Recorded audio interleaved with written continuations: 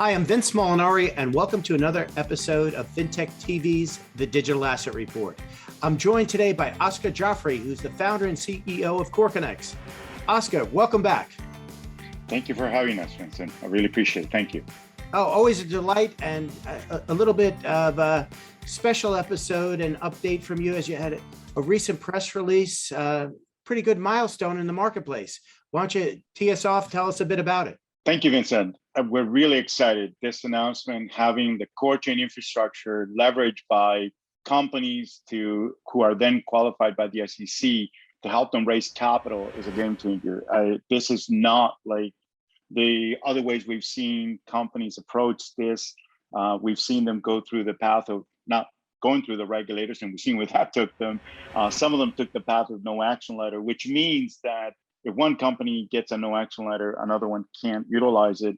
This is a qualified offering. It's a public record. It's a Form 1A where someone would be able to utilize that information. It's great for the entire private capital markets. Well, big congratulations to you, Oscar, the KoreConX team on KoreChain.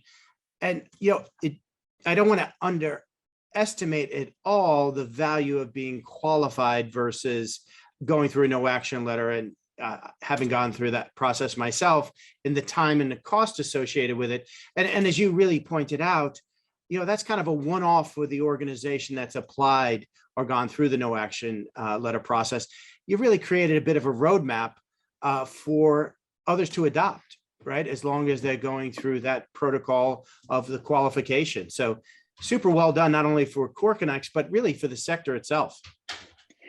Well, you know our philosophy, right? We're here to empower it. And the only way to empower is to make sure that everyone has the same way of utilizing. I know everyone's talking about blockchain. They want to explore security tokens, digital securities. Nobody wants to do anything uncompliant.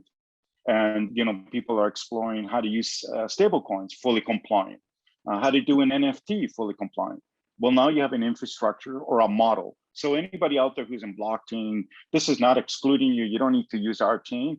We were fully descriptive in our information to, follow the path. The key to any implementation for anything today is you need to take in consideration all the different stakeholders. And that's a path that, Vincent, you've heard me say, we've been saying this for every year for the last 4 or 5 years. There are many different pieces to the capital raising journey, and you cannot exclude one and think that technology will just take over. You need to find a harmony between the two. So if you can bring the broker-dealer, the transfer agent, the investor, the secondary market, everyone together, including the banking rails. That's right, people, the banking rails. They're the people that makes the money move. You bring all that together and the other attributes like IRA custodians, you start solving the problem for everyone, because we need to be able to transact. We hit a major milestone in the Jobs Act this week as well, hitting $1 billion capital raise for one of the regulations. And there's constant growth, but now we're evolving. There's growth, and now we need to evolve to the next stage where we believe blockchain can transform the private markets to make it more efficient. Well, Oscar, I love what you said in there, and really it goes to the core of KoreConX team ethos is really being team players, engaging the community. And you said it directly there, whether it's your chain or someone else's chain. I think the significance to the sector, there's a bit of best practice being put forward here, a level of standardization, how market infrastructure, regulation, and the newest and best technology all collaborate for the best outcome, particularly around private markets that need levels of efficiency, transparency, secondary liquidity. Agreed. I mean, the new commissioner has said it. He's not against crypto. He's not against blockchain. That's not what he's against. What he's against is anybody who's trying to go through the side door, the back door, come in through the front door. Pay attention to what the regulations are. Not every partner is going to be open up to this, but you're going to find them. And once you do, and you understand how to solve it, I truly believe every chain out there has the same capability. Now we need to understand why we need to do this. And now we have it for Regulation A. Regulation A is Had every company used Regulation A properly during the ICO era, we wouldn't have had the issues. Why? Because you would have been qualified and you would have done it legally to sell securities to everyone all over the world and to allow them to do trading. That's what the regulation allows. The fact that you put it on blockchain, all you did was just indicate how it's going to be managed. And then when you need to manage it, you need to consider what the SEC is saying, who needs to be managing it and how and when. And as long as you follow that and you articulate it and you program it, ladies and gentlemen, everyone has a chance. There is not one better than the other. What we all need to keep in mind, there isn't mine is better than the other. No, it's nothing like that. This is for all of us a path that we can all move forward, because there's going to be many different types of chains. And I encourage everybody to do that, because it's going to, we now have a regulator who's open to it, as long as you understand what the rules and regulations and the participants are. Well, Oscar, I want to give you an opportunity on a strong closeout here, but I think you bring forward this other point, whether it's NFTs, stable coins, digital securities, the underlying instrument is still the same and needs to adhere to the current regulations. And when you embrace that as a security, then all the other things flow and you're creating these mechanisms for more efficiency, and you're doing it on blockchain. So when you parlay it, look at that all into Reg A, why Reg A and perhaps not other offering exemptions that may be out there? Reg A, I fell in love with it when it first came out. It was a little bumpy at the beginning, but it is a phenomenal regulation. I mean, now you can raise up to $75 million every 12 months.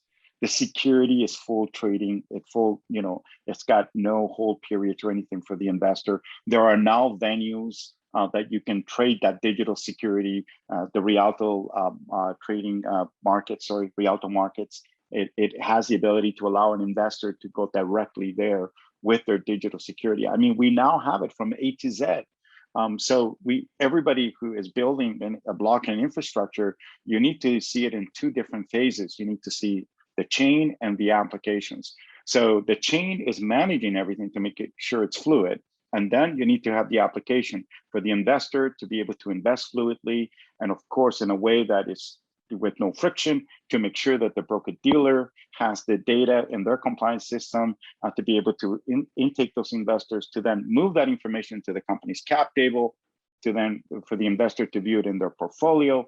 And then if they wish to trade or transfer, to be able to then move on to the Rialto markets secondary marketplace. And why this is important is because everybody's been describing that chain as one layer.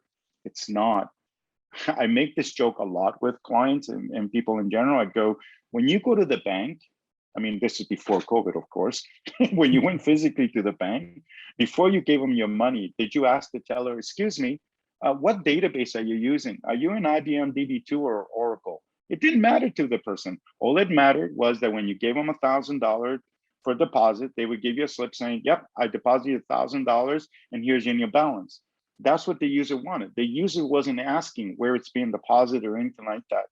We have put so much emphasis on chain, and people need to remember all these keys and talking about wallets. We need to put that conversation narrative on the money side, on digital security tokens. It's a security. We went from a paper share certificate to a ledger. There was no mention of wallets. There's no mention of that.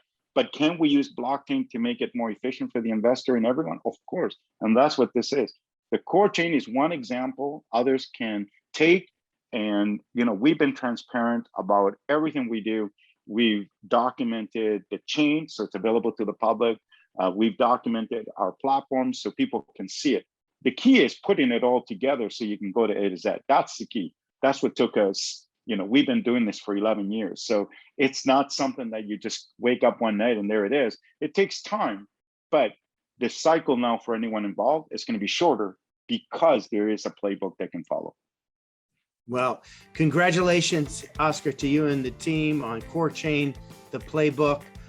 Great things ahead. And thank you again for joining us today. Thank you, Vincent. I appreciate it. Thank you. Always my pleasure.